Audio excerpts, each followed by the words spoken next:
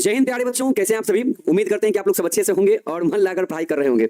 और कहीं ना कहीं प्यारे बच्चे आपने इंग्लिश क्लास का भी इंतजार कर रहे थे। यहाँ मेरे प्यारे बच्चों आपका इंतजार खत्म होता है। हम दीपक शर्मा एक बार तहे दिल से सारे प्यारे बच्चों का बहुत बहुत स्वागत करते हैं आपके अपने प्यारे से प्लेटफॉर्म पे, टारगेट बोर्ड पे। तो प्यारे बच्चे, जैसा कि आप सभी जानते हैं कि आज का जो क्लास होने वाला है, बच्चे आज की क्लास में हम लोग अपने प्रो सेक्शन से लिया गया चैप्टर नंबर 7, जिसका नाम है the unity of Indian culture. Okay, और बच्चे इस चैप्टर से ऑलरेडी हम लोग 2 क्लासेस ऑलरेडी कर चुके हैं और आज ये आपका बच्चे इस चैप्टर का आज फिनिशिंग होने जा रहा है। ठीक है, अंत के बच्चे लास्ट के कुछ पैराग्राफ अभी बाकी रह गए थे, मुश्किल से 2 या 3, है ना, उससे हम लोग कंप्लीट करेंगे और उसके बाद इस चैप्टर से लिए गए जो मोस्ट इंपॉर्टेंट आपके सब्जेक्टिव वाले पार्ट होंगे और ऑब्जेक्टिव वाले पार्ट होंगे, उससे भी हम लोग आज की क्लास में कंप्लीट कर लेंगे। ठीक है, तो प्यारे बच्चे एक प्यारा सा गुड मॉर्निंग आप सभी को। जल्दी से आप लोग क्लास में आइए, क्लास को हम शुरू करते हैं।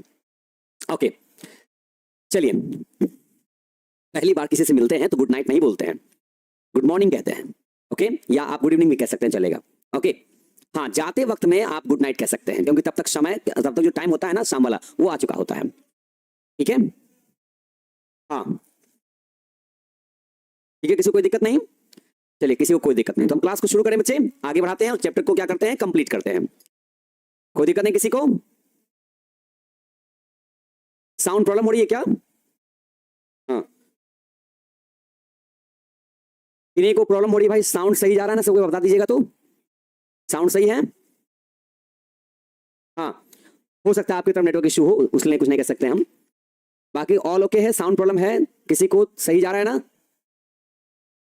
ओके जी भैया जी, गुड मॉर्निंग। चलिए, आपको गुड मॉर्निंग। आइए बच्चे हम शुरू करते हैं, है ना, क्योंकि चैप्टर थोड़ा ज्यादा लॉन्ग था तो हमने इसको एक बार में कंप्लीट नहीं किया, थोड़ा थोड़ा करके हमने इसको पढ़ाया ताकि एक दिन में क्लास फिर आपका बोरिंग ना लगे, है ना। वैसे भी जब कोई एस्से वाला चैप्टर आता है ना तो वैसे भी आप लोगों को बोरिंग लगना शुरू हो जाता है क्योंकि कहानी होती नहीं है ना, इस वजह से। ओके,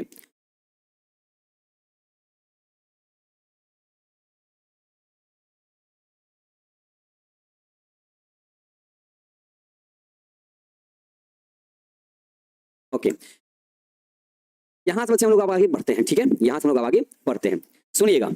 हर पैराग्राफ को बच्चे हमने आपको हिंदी वर्जन के साथ में उसके हिंदी अनुवाद भी और साथ में हमने उसका भावार्थ भी आपको साथ में दिया है ताकि जब कभी आपको दोबारा पढ़ने का मन करे तो आपको ना अंग्रेजी वाला वर्ड तंग ना करे, इसके लिए। तो आइए बच्चे, यहां लिखा हुआ है the remarkable phenomena can be explained only in terms of the unity and continuity of Indian culture. देखिए, कहते हैं कि जो सबसे सराहनीय वाली बात है ना भारतीय संस्कृति में, एक जो रिमार्केबल फेनोमेना है, रिमार्केबल का मतलब सराहनीय, प्रशंसा के लायक, ओके, काबिले तारीफ, वो क्या है? वो एक फेनोमेना है, एक घटना है जिसको एक्सप्लेन किया जा सकता है सिर्फ और सिर्फ कैसे? तो only in terms of the unity and continuity. कहते हैं कि अगर सिर्फ यूनिटी से काम होता, कंटिन्यूटी इसमें अगर ना हो तो फिर यूनिटी का कोई मतलब नहीं रह पाएगा।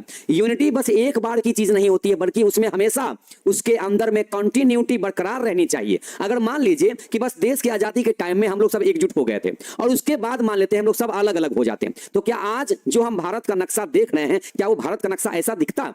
नहीं ना। और ऐसा ही कुछ आजादी के टाइम में भी हुआ था। आप जब इतिहास पढ़ेंगे ना तो देखेंगे कि सरदार वल्लभ भाई पटेल का नाम इसमें सबसे आगे आता है, जिन्होंने आज भारत का नक्शा जैसा आपको दिख रहा है ना वैसा भारत का नक्शा नहीं दिखता अगर सरदार वल्लभ भाई पटेल नहीं होते। तो लौह पुरुष सरदार वल्लभ भाई पटेल अगर ना होते तो आज भारत का नक्शा वैसा नहीं दिखता। तो एक बार से यूनिटी से कुछ नहीं होता है। अंग्रेज के टाइम में हम लोग एकजुट हो गए थे उसको भगाने के लिए, उसके बाद हम आपस में पता है क्या हो गए थे? फूटने लगे थे, बटने लगे थे। वो तो खैर है ना, उस महान शख्सियत को सलाम है, सरदार वल्लभ भाई पटेल को, जिन्होंने आज भारत के इस नक्शे को ऐसा रूप दिया। नहीं तो कोई कह रहा था कि भाई हमारा हैदराबाद अलग कर दो, कोई कह रहा था कि हमारा दिल्ली अलग कर दो, हम एक अलग देश बनाएंगे। ये सब इतिहास की बातें इतिहास में लिखी हुई हैं। ओके, कभी मौका मिलेगा तो आपको जरूर पढ़िएगा कि आज जो नक्शा हम लोग देख रहे हैं भारत के इस नक्शे को इतना सुंदर, वो उसमें यूनिटी के साथ साथ में कंटिन्यूटी को भी बरकरार रखा गया था। ओके, और यही हमारे भारतीय की क्या है? भारत की संस्कृति है। Unity is on one sense, अगर एक तरफ में देखा जाए तो यूनिटी क्या है? The common characteristics of all culture. ये सारे संस्कृति में एक क्या है? एक कॉमन सी विशेषता है कि हर संस्कृति जो दुनिया में चल रही है उसमें एकता दिखनी ही चाहिए, उसमें एकता दिखनी ही चाहिए। Okay, unity is on one sense the common characteristics of all culture, मतलब सारे कल्चर में अगर एक सिंपल सा, एक कॉमन सा अगर कोई विशेषता है, अगर कोई विशेषता अगर है, ठीक है, तो वो क्या है? एकता है वो। What especially distinguishes the culture of India is its unbroken continuity। और जो सबसे खास बात है, जो स्पेशली है, जो सबसे खास बात है किसमें? हमारे भारत की संस्कृति में वो सबसे अलग इसको क्या बनाती है, तो जो सबसे अलग बात है हमारे भारतीय संस्कृति में वो यही तो है, अनब्रोकन कंटिन्यूटी। क्योंकि हमारे भारत की संस्कृति आज वैसी नहीं दिखती अगर इसमें कंटिन्यूटी नहीं होता। तो कंटिन्यूटी का मतलब बरकरार रखने वाली चीजें। तो पहले भी एकता थी, बीच में भी थी और आगे भी है ना, और आगे रहेगी भी। इसी को बोलते हैं कंटिन्यूटी। मतलब कैसी? अनब्रोकन। हमारे देश की एकता को कोई कितने लोगों ने तोड़ने की कोशिश करी, लेकिन ये कभी टूटी नहीं, ये हमेशा कंटिन्यू रही, बरकरार रही। ओके, ये है बच्चे यहां पर। तो किसी भी संस्कृति में क्या बोला कि जो सबसे खास, जो सबसे कॉमन सी विशेषता होती है वो होती है यूनिटी। लेकिन हमारे भारत के संस्कृति में सबसे खास बात क्या है कि हमारे अंदर में कंटिन्यूटी तो है, मतलब यूनिटी तो है, और उसके साथ साथ कंटिन्यूटी भी है। मतलब पहले भी था, आज भी है और आगे भी रहेगा। ये ऐसी हमारी संस्कृति है। ओके, जैसे बच्चे इसका देखिए हिंदी अनुवाद किया गया है। यह अद्भुत घटना केवल भारतीय संस्कृति की एकता और निरंतरता के संदर्भ में, एकता मतलब यूनिटी, निरंतरता का मतलब कंटिन्यूटी, है ना, के संदर्भ में ही समझाई जा सकती है। एक अर्थ में एकता देखा जाए तो सभी संस्कृतियों की समान विशेषता है, एक कॉमन सी फीचर है। जो बात विशेष रूप से भारतीय संस्कृति को अलग बनाती है वो क्या है? वो इसकी निरंतर अविच्छिन्नता, मतलब अटूट निरंतरता है, अनब्रोकन कंटिन्यूटी है। यहां कहा गया है कि भारत की संस्कृति का जो विशिष्ट और अद्भुत पक्ष है वह इसकी एकता और लगातार जारी रहने वाली निरंतरता है, कंटिन्यूटी है। क्योंकि एक बार की एकता से काम नहीं चलता है, देश को अगर आगे डेवलप करना है तो उस एकता को बरकरार रखना पड़ेगा। ओके, हालांकि एकता किसी भी संस्कृति की समान पहचान होती है, मतलब हर संस्कृति में एक प्रकार का सामंजस्य और समानता होती है। लेकिन भारत की संस्कृति की जो पहचान है, इसकी जो खासियत यही है कि यह बिना किसी बड़े टूट फूट के समय के साथ लगातार जारी रही है। न जाने कितने लोगों ने यहाँ की संस्कृति की एकता को भाई तोड़ना चाहा, लेकिन आज भी भारत अपने जगह पर वैसे ही अडिग है, अटल है। ओके, यानी भारत की संस्कृति में लंबे समय से एक निरंतर धारा बहती आई है। वो एकता वाली जो धारा है वो लगातार बहती आ रही है, जो इसे विशिष्ट बनाती है, जो इसको सबसे खास बनाती है, अलग बनाती है। यह कंटिन्यूटी भारत की सांस्कृतिक पहचान को मजबूत और स्थायी बनाए रखती है, मतलब इमूवेबल बनाए रखती है, उसको अटल बनाए हुए रहती है। ओके, आगे कहते हैं बच्चे, ये आपका लास्ट पैराग्राफ है ये, ठीक है ना। यहां कहते हैं here these have been no violent और सडन ब्रेक्स। आज तक भारत में ऐसा कोई भी, मतलब कभी हमने वायलेंट प्रतिक्रिया नहीं दिखाया, कभी हमने किसी देश के लिए हमने कोई हिंसक कोई घटना नहीं घटाई है। ओके, और सडन ब्रेक्स, यह हम अचानक से कभी टूट गए ऐसा नहीं है। बट ऑन द कॉन्ट्रेरी, इसके अपोजिट देखा जाए, अ स्टेडी ग्रोथ, हम लोग निरंतर, हम लोग एकदम कंटिन्यू निरंतर अपना विकास करते आए हैं, अपने संस्कृति का भी विस्तार करते आए हैं लगातार। विच हैज ग्रेजुअली, जो धीरे धीरे क्या है, धीरे धीरे permitted every class and section of society, जो कि पहुंच गया है धीरे धीरे हर उस वर्ग तक, हर उस सोसाइटी तक, वर्ग समाज तक पहुंच गया, चाहे कोई भी वर्ग हो, कोई भी खंड हो, वहां तक हमारी संस्कृति पहुंच गई, चाहे अमीर से लेकर के गरीब तक की बात क्यों ना हो। ठीक है, हाँ, यही हमारी संस्कृति की बच्चे पहचान है। कह रहे यहां कोई हिंसक या अचानक टूट फूट नहीं हुई है, बल्कि इसके विपरीत संस्कृति का स्थिर विकास हुआ है और विस्तार भी हुआ है, जो धीरे धीरे समाज के हर वर्ग और समुदाय में समा गया है। इस वाक्य का मतलब है कि भारत की संस्कृति में कभी भी ऐसा कोई बड़ा झटका या अचानक बदलाव नहीं आया है, ये सब धीरे धीरे होते चला आया है, जिससे उसका मूल रूप या पहचान बिगड़ी हो। बल्कि संस्कृति ने धीरे धीरे निरंतर बढ़ोतरी की है और विकास किया है, और समाज के हर हिस्से, चाहे वो कोई भी वर्ग समुदाय के लोग हो, उनमें अपनी जगह बना चुकी है भारतीय संस्कृति। इस प्रकार हम कह सकते हैं कि भारतीय संस्कृति का विकास शांति और क्रमबद्धता के साथ हुआ है, मतलब पीस के साथ में धीरे धीरे हुआ है, अचानक से नहीं हुआ है, जिसने इसे अधिक व्यापक और ज्यादा विस्तार और सबको शामिल करने वाला बनाया है। कि आइए, हम भारत है और हम सबका स्वागत करते हैं, अतिथि देवो भव। आप आइए हमारे यहाँ, अच्छे से रहिए, बहुत अच्छे से रहिए, आपका पूरा सेवा सत्कार हम करेंगे, लेकिन आइए कुछ दिन रहिए और फिर अपने देश चल जाइए, यहां बस मत जाइएगा। समझ गए? ऐसा ही मतलब है। ठीक है, हाँ, मतलब आइए, घूमने फिरने के व्यू से आइए, हमारी संस्कृति को देखिए, पहचानिए, हमारे साथ दोस्ती बढ़ाइए, व्यापार किए, सब कीजिए, लेकिन भाई आना जाना लगा रहना चाहिए, है ना, यहीं पर आकर के मत रुक जाइए।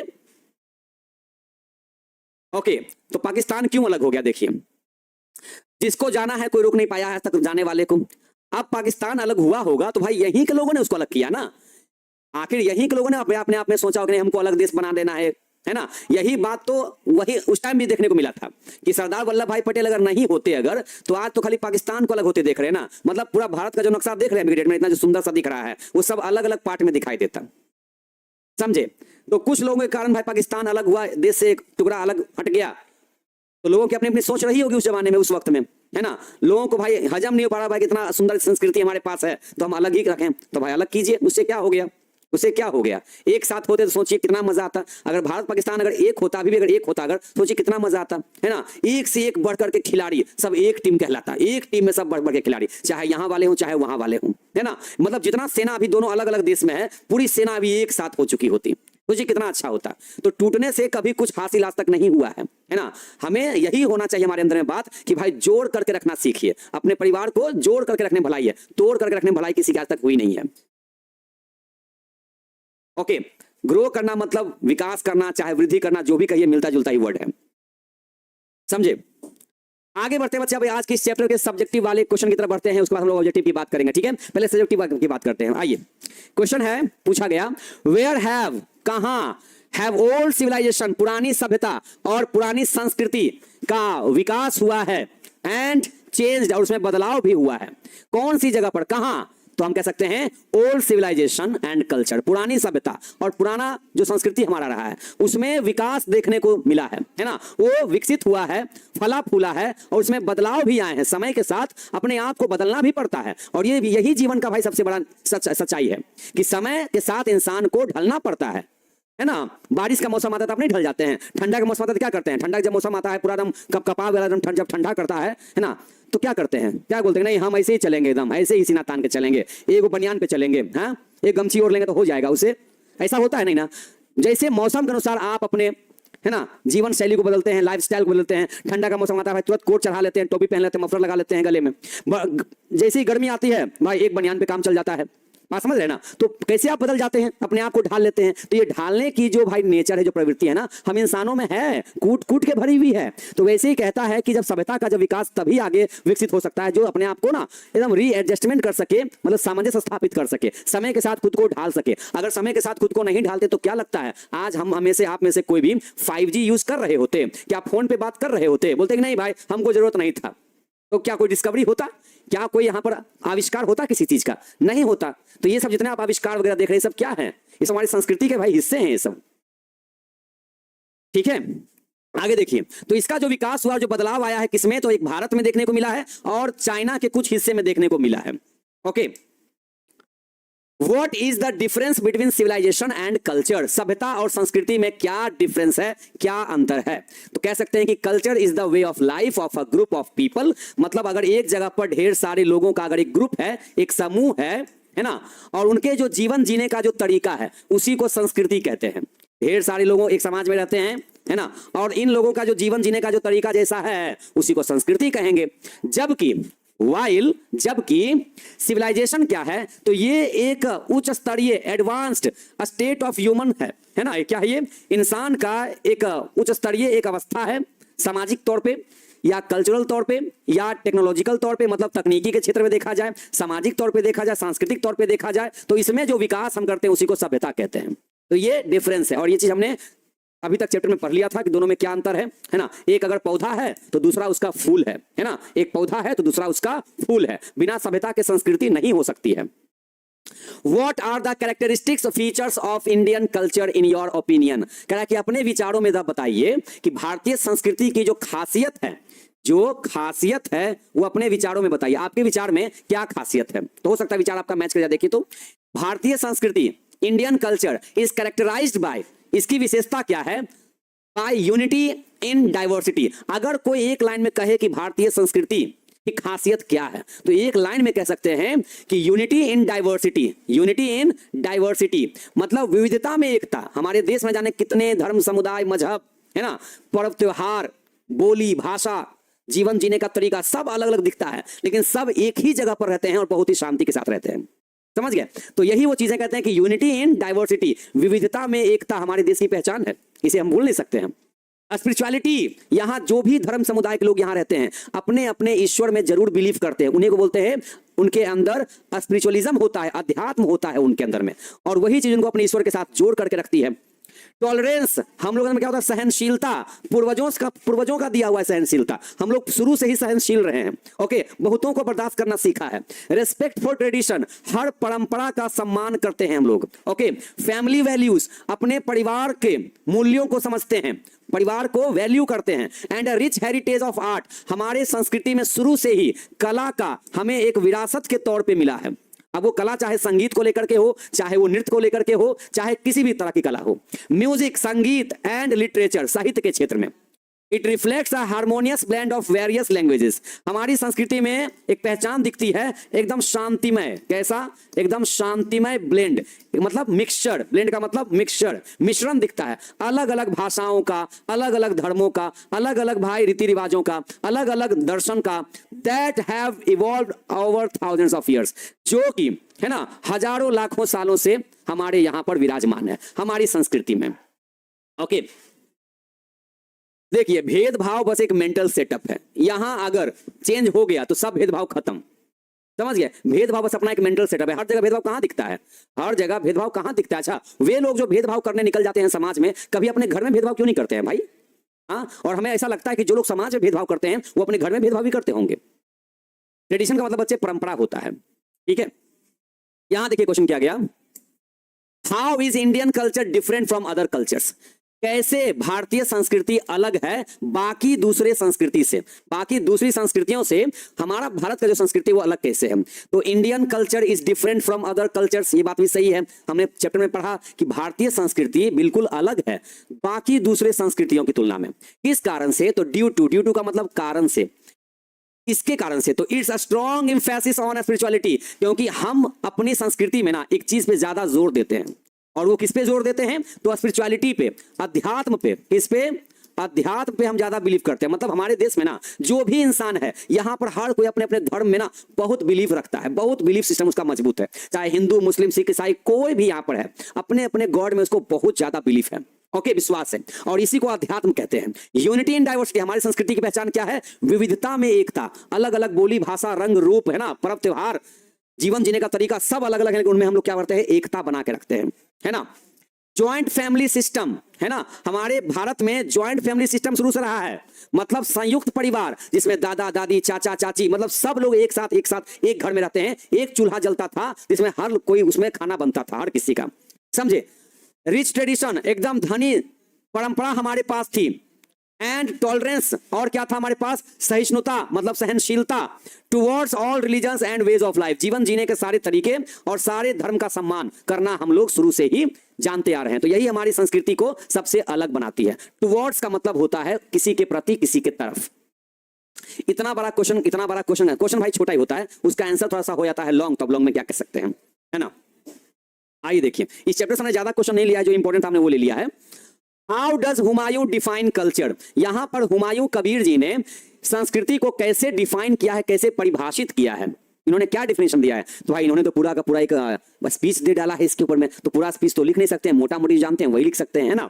तो अकॉर्डिंग टू हुमायूं कबीर के अनुसार कल्चर क्या है? तो कल्चर इज अ कॉन्सेप्ट, ये एक अवधारणा है, एकदम कॉन्सेप्ट है, that can not be simply और यूनिटरली डिफाइंड, जिसको आप साधारण तरीके से या एक रूप में इसको डिफाइन नहीं कर सकते हैं। कल हमने इस वर्ड की चर्चा करी थी कि एकता का कोई एक मतलब ये संस्कृति का कोई एक रूप नहीं होता है, इसमें अलग अलग चीजों का मिश्रण है। बोली, भाषा, रंग, रूप, है ना, पहनावा, ओढ़ावा, अपने आप का पहचान हो गया, चाहे उसमें पर्व त्योहार हो गए, चाहे धर्म, समुदाय, जाति, पंथ, जो भी उसमें हो गए, सबका एक मिश्रण है, एक ब्लेंड है, एक मिक्सचर है। ये एक रूपता नहीं है, ये इसको एक तरीके से डिफाइन नहीं कर सकते हैं। It is always a complex, ये एक जटिलता है, बहुत सारे, है ना, स्ट्रैंड्स ऑफ वेरिंग इंपॉर्टेंस, अलग अलग चीजों का महत्व एक साथ मिल करके, है ना, उसमें जो अंदर जो जीवन है, जो विटालिटी है, उन सब को मिलाते हैं, तब जाके कॉम्प्लेक्स, एक जटिल बनता है। मतलब ये पूरा हमारा हो गया संस्कृति, ये हो गया कल्चर, और इसके अंदर में चाहे वो लैंग्वेज हो, चाहे रिलीजन हो,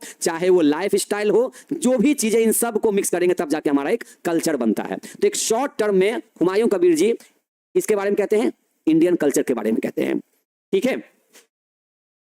अब बच्चे, अब इस चैप्टर से लिए गए क्या हैं? आपके ऑब्जेक्टिव टाइप क्वेश्चंस हैं, ठीक है। ऑब्जेक्टिव टाइप क्वेश्चंस आपके सामने दिए गए हैं, अब इसका हम लोग क्या करते हैं? आंसर ढूंढते हैं, ठीक है ना। कहते हैं कि where have old civilization and culture grown and changed, कौन से हिस्से में पुरानी सभ्यता और पुरानी संस्कृति का विकास हुआ है और उसमें बदलाव भी देखने को मिला है। तो अभी हमने सब्जेक्टिव वाला क्वेश्चन देखा, उसमें हमने आंसर भी पढ़ा और पहले हमने चैप्टर में आंसर पढ़ लिया था, है ना। तो हमने क्या देखा कि India and some China, Bharat के हिस्से में और चाइना के कुछ हिस्से में, है ना, ऐसा बदलाव और ऐसी सभ्यता संस्कृति पुरानी, है ना, जो पनपती हुई दिखाई दी है। इन इंडिया, भारत में, the difference between the masses and classes, okay, is not one of the quality but of information and dash. कल चैप्टर में चर्चा की गई थी कि भारत में, है ना, कुछ जगहों पर देखा जाता है ना, कि एक टूरिस्ट के जरिए कहा जा सकता था कि भारत में ना किसी चीज की वजह से कमी नहीं है, लेकिन यहां पर कभी कभी एक कमी देखने को मिलता है। वो क्या है कि हर वर्ग तक, हर लोगों तक ना, हर वर्ग तक, हर जनता तक इंफॉर्मेशन सही से नहीं पहुंच पाता है, सूचना में पहुंचने में कमी हो जाती है और कुछ लोग अवसर में चूक जाते हैं, कुछ लोग अवसर में चूक जाते हैं, अपॉर्चुनिटी का फायदा नहीं उठा पाते हैं, ऐसा यहां पर कहा गया था। ठीक है, That has been the guiding principle of the Indians in all spheres of life according to the essay, The Unity of Indian Culture. Okay, तो यहां पर कौन से प्रिंसिपल, कौन से यहां पर सिद्धांत की चर्चा इस चैप्टर में की गई थी? तो इसमें कहा गया था लिव एंड लेट लिव, जियो और जीने दो। यही हमारी क्या रही है, शुरू से सिद्धांत रही है कि भैया तुम भी जियो और हमें भी चैन से जीने दो, है ना। The Unity of Indian Culture is an adapted version, ये लिया गया एक वर्जन है किसका, हुमायूं कबीर के लेक्चर का, इनके भाषण का, ठीक है, जो कि डिलीवर हुआ था कहां पर, Delhi university, Baroda university, VKS university, none of this. तो ये बड़ौदा यूनिवर्सिटी में दिया गया एक भाषण था और उस भाषण से लिया गया एक छंद था, एक टुकड़ा था जो हमें पढ़ने के लिए दिया गया था। Okay, Who is the writer of Unity of Indian Culture? इस चैप्टर के राइटर कौन है? यूनिटी ऑफ इंडियन कल्चर हमने आपको ट्रिक से याद करा दिया था कि अगर कभी मान लीजिए दिमाग से निकल जाए, है ना, तो ऐसे याद रखेंगे कि जो कबीर जी थे, है ना, जो कबीर संत थे, संत जो कबीर थे, है ना, वो हमेशा एकता की बात करते थे, हमेशा यूनिटी की बात करते थे। तो जिसमें लिखा हुआ है कबीर, वही हमारा ऑप्शन हो गया, वही हमारा आंसर हो गया। ठीक है, next question, what is one of the most remarkable features of Indian culture? भारतीय संस्कृति में इन चार में से सबसे जो खास बात है, हमारी संस्कृति को जो सबसे खास बनाती है अकॉर्डिंग टू हुमायूं कबीर, वो कौन सी है? Underlying unity, lots of festivals, diversity of people, so many religions. तो हम कह सकते हैं अंडरलाइंग यूनिटी। सबसे बड़ी बात क्या है कि हमारी संस्कृति में एकता है और एकता सबसे बड़ी चीज होती है। ओके, ढेर सारे फेस्टिवल हो जाने से संस्कृति का निर्माण नहीं हो सकता है, लेकिन उसमें चाहिए एकता, है ना। Underline unity is the most remarkable features of dash culture. देखिए उसी क्वेश्चन को ऐसे पलट दिया एग्जाम में, तो आंसर हमारा क्या होना चाहिए? देखिए आपको क्वेश्चन देख रहे हैं यहाँ पर, देखिए इसी क्वेश्चन को देखिए, ऐसे यहाँ पलट के पूछ दिया गया। तो underline unity is the most remarkable feature of which cultures? तो हम कह सकते हैं इंडियन कल्चर, है ना। क्वेश्चन पूछने का तरीका बिहार बोर्ड का अपना अपना होता है, कैसे भी पूछ सकते हैं वो। नेक्स्ट वन बच्चे, the common characteristics of all cultures is dash. मतलब जितनी सारी संस्कृतियां यहां पर पनपी हैं, है ना, जो हमारे संसार में जहां कहीं भी है, उसमें एक सामान्य सी एक खासियत होती है। वो क्या हो सकती है? एडजस्टमेंट, सिविलाइजेशन, टॉलरेशन या यूनिटी। तो सबसे बड़ी बात क्या है? यूनिटी। क्या बात है? एकता। एकता खैर सारी संस्कृति में दिखनी चाहिए। जिस संस्कृति में एकता नहीं, वो संस्कृति ज्यादा दिन नहीं टिक पाएगी, वो ढह जाएगी, वो ढह जाएगी। Humayun Kabir lecture delivered in Baroda university. Humayun Kabir ji ने एक लेक्चर दिया था, एक भाषण दिया था। कब दिया, कहां दिया था? बड़ौदा यूनिवर्सिटी में दिया था। फोकस ऑन, इस बात पे मुद्दा उठाते हुए, किस बात पे? On the dash past of India's culture. Bharat के, है ना, भारत की संस्कृति के उस अतीत को, कैसे अतीत को, भारत की संस्कृति का अतीत कैसा था? तो एकदम गौरवशाली था, और गौरवशाली को अंग्रेजी में कहते हैं ग्लोरियस। यही इसकी सुंदरता थी, उसी को कहते हैं गौरवशाली होना, उसकी सुंदरता के बारे में। One remarkable feature of Indian culture is it's unity, and साथ में और क्या चाहिए? एकता तो खैर है ही हमारी पहचान, हमारी संस्कृति की, और साथ में क्या है? तो हिस्ट्री है, कंटिन्यूटी है, सिविलाइजेशन है कि कल्चर है। तो यूनिटी के साथ साथ उसमें बाबू चाहिए कंटिन्यूटी, मतलब निरंतरता चाहिए, उसमें लगातार बनी रहनी चाहिए, है ना, बरकरार रहनी चाहिए। There were dash even before the Aryan invasion. There were dash, वो कौन थे जो आर्यन से भी पहले आए थे यहां पर आक्रमण करने के लिए? वो कौन थे? क्या कहेंगे उनको, है ना। तो there were people even before the Aryan invasion, there were invaders even before the Aryan invasion, है ना। तो यहां पर उनको हम क्या कहेंगे? इन्वेडर्स कह सकते हैं। इन्वेडर्स का मतलब क्या होता है? इन्वेडर्स का मतलब होता है, हाँ, जो आक्रमणकारी होते हैं उन्हीं को इन्वेडर्स कहा जाता है। आक्रमणकारी को इन्वेडर कहा जाता है, इन्वेड करने वाला। और इन्वेशन का मतलब होता है आक्रमण। इन्वेशन का मतलब आक्रमण, इन्वेडर्स का मतलब आक्रमणकारी। ठीक है, चलिए यहां तक किसी को कोई दिक्कत? बच्चे इस चैप्टर से जो इंपॉर्टेंट क्वेश्चन था वो हमने यहां से निकाल लिया और आपके सामने ला करके दे दिया। ओके तो यार प्यारे बच्चे, यहां पर आपका ये चैप्टर आज कंप्लीट होता है, the unity of Indian culture. अगर हम बात करें अपने पैनोरमा पार्ट 2 बुक की, पैनोरमा पार्ट 2 बुक की बात करें तो प्रोज सेक्शन और पोएट्री सेक्शन, अगर आपके हम पूरे सिलेबस की बात कर लें अभी तक के टाइम की, तो पोएट्री सेक्शन में टोटल भाई 8 पोएम्स थे, 8 कविताएं थी, जिसको हमने लगभग 1 महीना पहले ही कंप्लीट करके हटा दिया है। ये पूरा चैप्टर आपका क्या हो चुका है? कंप्लीटेड हो चुका है। क्या हो चुका है? कंप्लीटेड, मतलब 1 महीना पहले ही सारी कविताओं को पढ़ा करके आपके पास नोट्स भी सब अवेलेबल हमने करा दिया था। अब बात रही प्रोज सेक्शन की, इसमें भी टोटल 8 चैप्टर्स हैं, है ना? इसमें क्या है? टोटल 8 चैप्टर्स हैं इसमें भी। ठीक है, इसमें हमने अभी तक 7 चैप्टर्स को कंप्लीट कर लिया है। आज मिला करके हमने टोटल 7 चैप्टर्स को कंप्लीट कर लिया है। अब एक आखिरी एक चैप्टर है प्रो सेक्शन का बाकी, अब एक आखिरी प्रो सेक्शन का चैप्टर बाकी है जो अब इस वीक में आपका फिनिश हो जाएगा। मतलब ये पैनोरमा पार्ट 2 आपका इस वीक में, मतलब इस संडे के बाद आपका ये चैप्टर है ना, ये वेडनेसडे तक, वेडनेसडे या फिर ट्यूसडे तक, मतलब इसी मंगलवार तक, इसी ट्यूसडे तक ये आपका चैप्टर भी, मतलब ये पूरी बुक आपकी कंप्लीट हो चुकी रहेगी। तो एक बुक हमने क्या कर दिया? ऑलमोस्ट कंप्लीट कर दिया है। ओके, दूसरी वाली हमारी जो बुक है वो क्या नाम उसका है? इंग्लिश रीडर्स है ना, इंग्लिश रीडर्स पार्ट 2, क्योंकि इंग्लिश रीडर पार्ट 1 चलता है क्लास 9th में, ये इंग्लिश रीडर्स क्या है? पार्ट 2 है। इसमें हमने टोटल कितने चैप्टर पढ़ा दिए हैं? 3 चैप्टर हमने पढ़ा दिए हैं। 3 चैप्टर्स हमने यहां पर पढ़ा दिया है। पहला चैप्टर आपका था द जनवरी नाइट था, दूसरा आपका एलर्जी था, तीसरा आपका चैप्टर द बेट था, एंटन चेखव के द्वारा लिखा गया, है ना। इसका चौथा चैप्टर हम लोग अब आगे पढ़ेंगे इस बुक को कंप्लीट करने के बाद। लेकिन अभी इसका एक चैप्टर बाकी है इस बुक का, उसको कंप्लीट करके इस बुक को साइड कर देंगे और अपना टेस्ट में क्वेश्चन चलता रहेगा। फिर हम लोग इस वाले बुक पे आ जाएंगे। इसमें टोटल आपके 7 चैप्टर्स हैं। इसमें टोटल क्या है? 7 चैप्टर्स हैं, जिसमें हम 3 चैप्टर कंप्लीट कर चुके हैं, 4 अभी लेफ्ट हैं, 4 अभी बाकी हैं। चौथा चैप्टर आपको इस बुक के बाद ही स्टार्ट करेंगे। उसके बाद ग्रामर के जो चैप्टर्स रहेंगे, मतलब हम कहें तो समय से पहले, टाइम से पहले आपका सिलेबस पूरा का पूरा हमारी तरफ से कंप्लीट हो चुका रहेगा। ठीक है, हाँ, हमारी तरफ से आपका सिलेबस क्या रहेगा? पूरा हो चुका रहेगा, बिल्कुल एकदम टाइम पर, कोई दिक्कत नहीं। नोट्स देखिए आप चाहे तो खुद से बना सकते हैं, लेकिन हमने कहा कि अंग्रेजी में भी आपको उतना टाइम नहीं देना है बाबू, क्योंकि टॉपर बनना है तो अंग्रेजी में भी आप उतना टाइम नहीं दीजिए। बस जितना देर हम क्लास ले रहे हैं ना, 1 घंटा क्लास लेते हैं, और बस मुश्किल से 45 मिनट से 1 घंटा आपको घर पे टाइम देना है। बस ऑब्जेक्टिव पे ज्यादा फोकस करना है, शॉर्ट आंसर का प्रैक्टिस लिख लिख करके करना है। बस 1 घंटा में जो भी मिल जाए उतना आप कर लीजिए, ज्यादा टाइम नहीं देना अंग्रेजी पे, क्योंकि टॉपर बनने के लिए उसमें आपको हिंदी, संस्कृत, मैथ, एसएसटी और साइंस, इस पे थोड़ा ज्यादा फोकस कीजिएगा, समझ गए। इसके लॉन्ग क्वेश्चन को याद करने के चक्कर में टाइम वेस्ट मत कीजिएगा, हम आपसे साफ साफ कह रहे हैं। ओके, शॉर्ट हो चाहे लॉन्ग हो, इसमें उतना टाइम वेस्ट नहीं करना है, बस लिख के प्रैक्टिस करना है। एग्जाम आएगा तो आप लिख पाइएगा, समझ गए। हाँ, ओके, चलिए, तो मेरे तरफ से बच्चे कंप्लीट हो जाएगा, लेकिन आपके तरफ से कंप्लीट करने के लिए कम से कम जितने भी चैप्टर्स पढ़ा दिए गए हैं उन सब का ऑब्जेक्टिव क्वेश्चन कम से कम जुबान पर रहना चाहिए। और ये बात हम कल फिर टेस्ट में देखते हैं, कल क्या होता है। कल आपका टेस्ट है, कल आपका क्या है? टेस्ट है। और टेस्ट में पोएट्री सेक्शन से, प्रोज सेक्शन से, इस बुक वाले इस 3 चैप्टर से भी क्वेश्चन आपको दिया जाएगा और आपको उसका आंसर दे देना फटाफट, है ना। क्योंकि एग्जाम में आपको ग्रामर से क्वेश्चन नहीं बनाना है, बहुत कम बनाना है, 2 4 5 बन गया तो बन गया, नहीं तो फिर सारे क्वेश्चन आपको बुक वाले ही बना करके आना है। तभी आपको 50 ऑब्जेक्टिव सही हो जाएगा। उसके बाद लेटर, एप्लीकेशन, मैसेज, नोटिस ये सब लिखना सिखा देंगे, ऐसे लिखना बता देंगे। उतना लिख के चलाइएगा भाई, नंबर आपको अच्छा खासा मिल जाएगा। 80 नंबर हमको ऊपर से चाहिए, ठीक है। हाँ, बस इतना ही। अब देखते हैं कल के टेस्ट में आप लोग कितना अच्छा स्कोर कर पाते हैं। अच्छा, जिनके पास बुक नहीं तो घबराना भी नहीं है, यहाँ से सब कुछ हम भेजते हैं आपके मोबाइल में, एप्लीकेशन में नोट्स भेज देते हैं, टेस्ट अपलोड कर देते हैं, वीकली टेस्ट लेते हैं, तो आप बुक की क्या जरूरत है? मत लीजिए, कोई दिक्कत नहीं है ना। तो प्यारे बच्चे, मिलते हैं कल के टेस्ट में, समझ गए, एकदम बिल्कुल टाइम पे आ जाइएगा। क्वेश्चन जो भी रहेगा 50 40 जो क्वेश्चन रहेगा अच्छे से डील करना है, ठीक है। तब तक के लिए आप हंसते रहिए, मुस्कुराते रहिए और आइए टेस्ट का तैयारी करके कल के क्लास में। तब तक के लिए जय हिंद।